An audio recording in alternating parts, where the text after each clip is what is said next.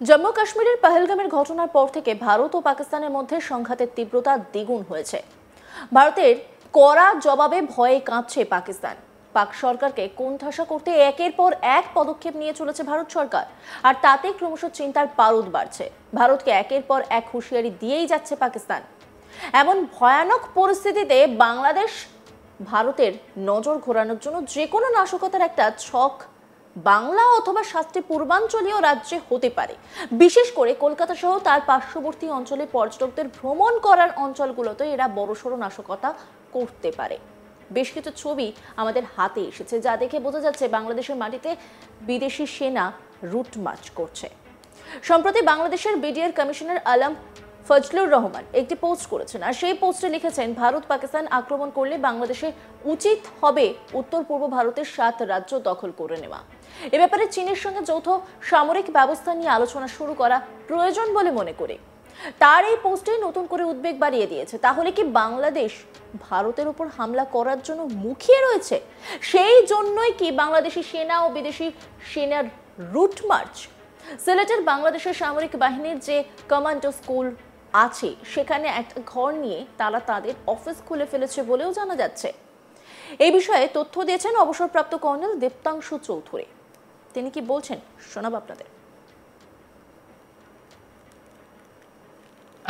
এইভাবে আর একটা দেশের সামরিক বাহিনী অথবা আর্মি স্থল মানে পাকিস্তান আর্মি বাংলাদেশে ঢুকবে এরকম ভাবে আমার কাছে খবর নেই। তবে নিশ্চিতভাবে আইএসআই যেহেতু ওয়েস্টার্ন এবং নর্দার্ন সেক্টরে আমরা we are on operation alert, তো আমাদের নজর ঘোরাবার জন্য, ভারতের নজর ঘোরাবার জন্য যে কোনো নাশকতার একটা ছক এই পশ্চিম বাংলায় অথবা এই 7টি পূর্বাঞ্চল রাজ্যে যেখানে জায়গা হতে পারে, এটা আমরা ডিসকাসও করেছি।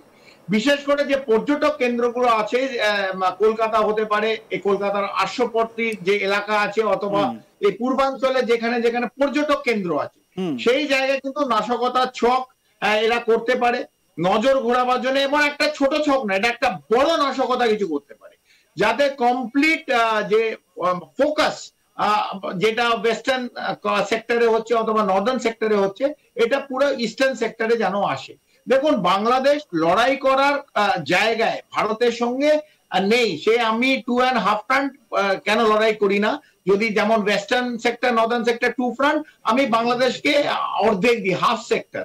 তো 2.5 ফ্রন্ট ভারতবর্ষের যে স্ট্রেংথ, সেখানে আমরা লড়াই করার জন্য সক্ষম। কিন্তু এখানে একটা কিন্তু আছে। সেই কিন্তুটা হচ্ছে, যদি ধরুন চায়না সামনে আসবে না, যতই ফজলুর রহমান কি বললো অথবা ইউনিস 10 বার দৌড়ে গেল, ইট ইজ ইমিডিয়েট। চায়না সামনে এসে ভারতের সঙ্গে কোনোভাবে ডাইরেক্টলি আইদার পাকিস্তান আর বাংলাদেশকে মদত করবে না। ওদের ইকোনমিক ইন্টারেস্ট আছে ভারতের। We are one of the largest market in the world. China এই ভুল কোনোদিন করবে না। চায়না যেমন ওই বোরখার পেছন থেকে, একটা দেওয়ালের পেছন থেকে কিছু ছুঁড়ে দিতে পারে, কিছু বলতে পারে, সেই কাজ করতে পারে, সামনাসামনি চায়না।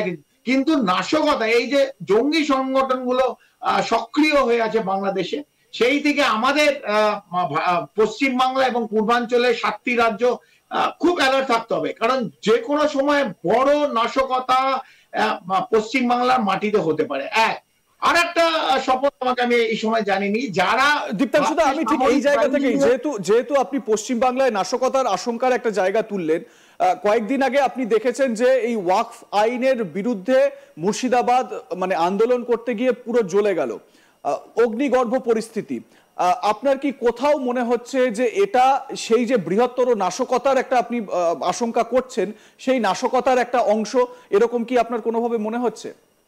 দেখুন, এলএটি লস্করে তৈবার যে বাংলাদেশ ফ্রন্ট অফিস, যেমন দ্য রেজিস্ট্যান্স ফ্রন্টের পেহেলগাঁও করেছে, এইখানে ওদের ল মিনিস্টারের সাথে লস্করে তৈবার যে ফ্রন্ট অফিস বাংলাদেশ, তাদের দুজনের সঙ্গে মিটিং আমরা ইতিমধ্যে সংবাদ মাধ্যমে এসছে এবং গণমাধ্যমে এসছে, এটা আমরা দেখতে পেয়েছি।